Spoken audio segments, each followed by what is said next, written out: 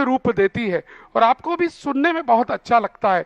आइए उस आवाज से तारुफ कराना चाहूंगा और वो आवाज है अखलाक हुसैन, क्रिएटिव हेड जिनवानी।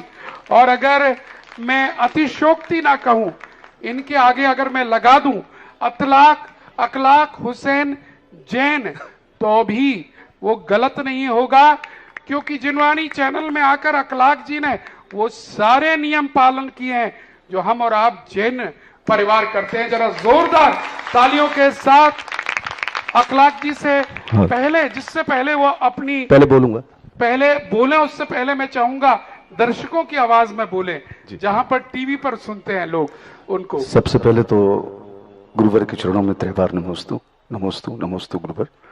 पहले भी मैं आपके चरणों में अपनी हाजिरी दे चुका हूं, तो एक छोटी सी आवाज मेरा बड़ा मन है आपसे सुनाने का, आप ही के लिए। हे गुरुवर, मैं कहां हूं इसलिए, मैं तो स्वयं आपके चरणों की रज हूं। आपकी रज मुझसे मिलकर मुझे भी रज बना देती है। यही आपकी अनुकंपा है जो आप स्वयं यहां पधारे हैं। हमारी तो सामर्थ्य भी नहीं गुरुदेव कि हम आपसे आमंत्रण के लिए भी कह पाए। Thank you. और एक सवाल है मेरा, जिज्ञासा है गुरुदेव। इसी आवाज में आप भी उत्तर सुन लीजिए पहले।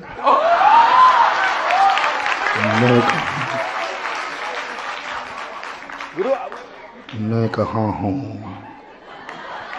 जहाँ दुनिया है वहाँ मैं हूँ। भक्त में भी मैं हूँ, भगवान में भी मैं हूँ, पेड़ों में भी मैं हूँ, हवाओं में मैं हूँ।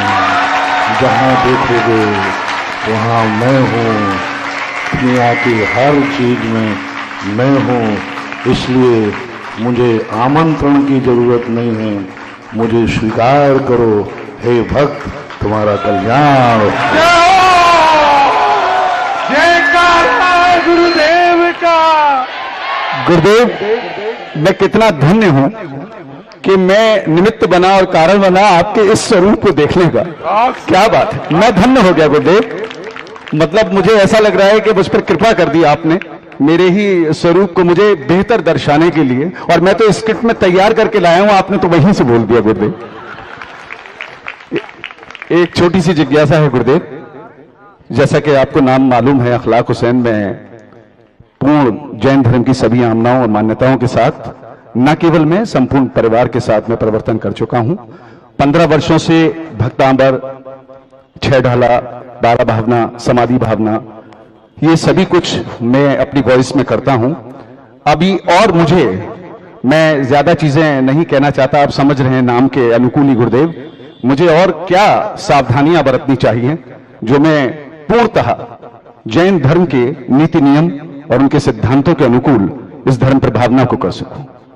किसी भी जो प्रचारित करने का मुख्य उद्देश्य होना चाहिए, उसको अपने भावों से अवगत कराना। शब्द महत्व नहीं रखते, अर्थ महत्व रखता है। यदि कोई टूटे फूटे शब्दों में समझ जाता है तो वही जिनवाणी हो जाता है। और इतने ऊंचे शब्द हों जो समझ भी ना पाए, वह भाषा नहीं होती। इसलिए कोई भी ग्रंथ हो, उसको हमें यह बात ध्यान रखना है कि हमारा बताया हुआ भाव सामने वाला समझ पाया या नहीं। और यह समझाने की चेष्टा जब होती है, तब व्यक्ति के शास्त्रों से शब्द नहीं निकलते, हृदय से शब्द निकलते हैं। प्रवचन करता है एक व्यक्ति तैयार करके, और एक प्रवचन करता है हृदय से। हृदय से जब प्रवचन होता है तो व्यक्ति को रोमांचित कर देता है। और हृदय से निकला हुआ प्रवचन हर दिन नया होगा। मैं लगभग आगरा में 4 महीने हो गए एक बात सुनते सुनते।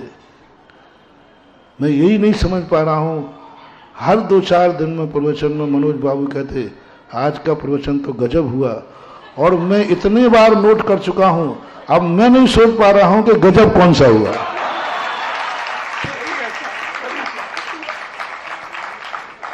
क्योंकि आवाज मैं खुद सोच रहा हूं कि हर दिन प्रवचन सोच रहा हूं, तो मैं सोचता हूं ये प्रवचन 4 महीने कहां छुपा रहा है।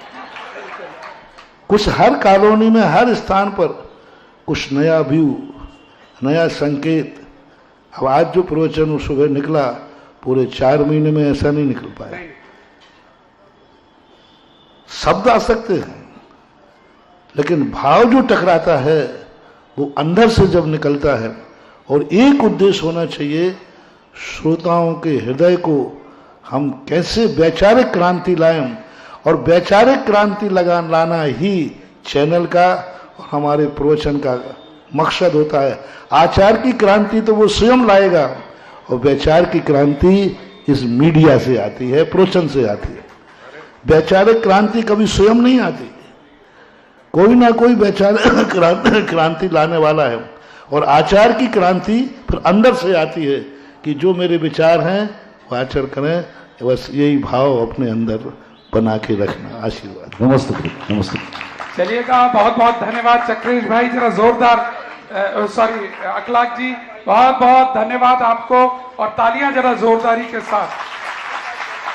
हाँ, क्योंकि मैं अगला नाम चक्रेश जी का लेने जा रहा हूं, इसलिए चक्रेश भाई निकला, क्योंकि चक्रेश भाई जो कि डायरेक्टर हेड हैं सी न्यूज के और डायरेक्टर टेक्निकल हैं यहां जिनवानी के, मैं उनको आमंत्रित कर रहा हूं, और वह भी अपनी दान राशि